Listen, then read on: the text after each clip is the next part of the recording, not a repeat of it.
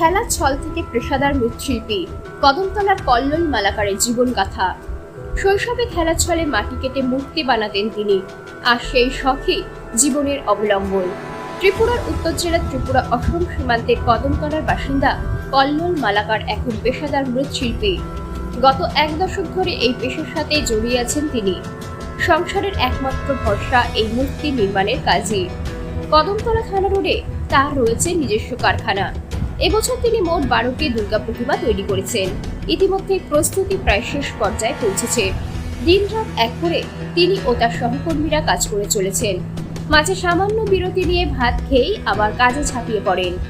কারণ একটাই, সঠিক সময়ে প্রতিমা যেন পৌঁছে যায় পুজো মণ্ডপে। কল্লোল মালাকারের কারখানায় প্রতিমার দাম সর্বনিম্ন 30,000 টাকা থেকে সর্বোচ্চ 50,000 টাকা। তার তৈরি প্রতিমা কদমতলা ও ধর্মনগর ছাড়াও পার্শ্ববর্তী রাজ্য আসামের শ্রীভূমি জেলার বিভিন্ন প্রান্তে বিক্রি হয়।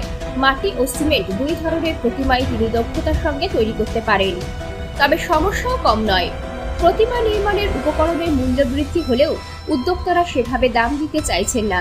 অন্যদিকে গণেশ, বিশ্বকর্মা ও দুর্গাপূজা কাছাকাছি পড়ায় সময়ের অভাবে পর্যাপ্ত মূর্তি তৈরি করা সম্ভব হয়নি।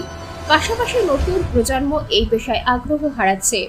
কাদা মেখে কঠোর পরিশ্রম করেও লাভের অংশ সীমিত হওয়ায় অনেকেই এ পথে আসতে চাইছেন না। কল্লোল জানান, মাত্র 8 বছর বয়সে তিনি প্রথম খেলার ছলে মূর্তি তৈরি করেছিলেন। ধীরে ধীরে সেই খেলা থেকেই জন্ম নেয় আজকের দক্ষ শিল্পী। কোনো প্রাতিষ্ঠানিক শিক্ষা নয়, একেবারেই নিজে থেকেই শিখেছে প্রতিমা নির্মাণ। বর্তমানে মূর্তি তৈরি ছাড়া আর কোনো কাজ তার ভালো লাগে না। তাই যতদিন বেঁচে থাকবেন ততদিনই এই পেশাকে আঁকড়ে ধরে রাখতে চান তিনি। ব্যুরো রিপোর্ট, আজকাল নিউজ। এবার আমি প্রস্তুতি করেছি 12 জন। আর কাজ তো দিন রাত, এখন দেখছেন আমরা মাঝরাতে বাদ খেয়েছি। কাজ চলছে দিন রাত এক করে, কারণ যে টাইমটা আছে টাইমের মধ্যে মান্ডবে আমাদের মূর্তি পৌঁছাতে হবে। আর তো দিন রাত এক করে কাজ করছি। এদিকে বিশ্বকর্মা পূজা, গণেশ পূজা, মনসা পূজা সব কিছু। তারপরে ওয়েদারও খারাপ হয়েছিল, মূর্তির চাহিদা আছিল, সেই চাহিদা অনুযায়ী আমরা মূর্তি বানাইতে পারছি। আরো চাহিদা আছিল কিন্তু সময়ের অভাবে পারা যায়। আমার মূর্তি কদমতলা, ধর্মনগর, আসাম, ধর্মনগর শহরের সাথে পাল্লা দিয়ে আমাদের এখানে মূর্তি তৈরি হচ্ছে। সর্বোচ্চ 50,000 আর সর্বনিম্ন 30,000। শ্রমিক রয়েছেন 6 জন। আমার এই পেশার সাথে 10 বছর।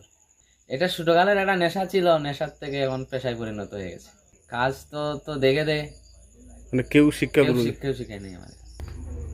এখন এই খাদা মাটি নিয়ে কেউ তো কাজ করতে চায় না। আর এটা আমি ছোটবেলার থেকে আমার একটা খেলনা ছিল, আর এই খেলনার থেকে এখন পেশায় পরিণত হয়ে গেছে।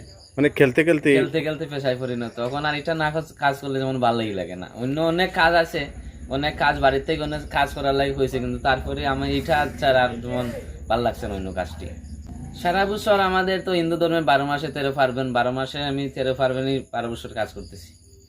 মাটি সিমেন্ট দুটারই কাজ করি। আমি বয়স 8 বছর থেকে খেলা শুরু করেছি মূর্তি নিয়ে, আর এখন তো আর বয়স 26 বছর চলে আমার।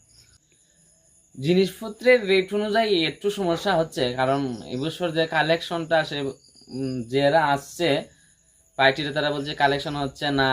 আর আমরা তো যে জিনিসটি আনছি সেই জিনিসের রেট বাড়ছে, সেই নমুনার তেমন মুনাফা হচ্ছে না।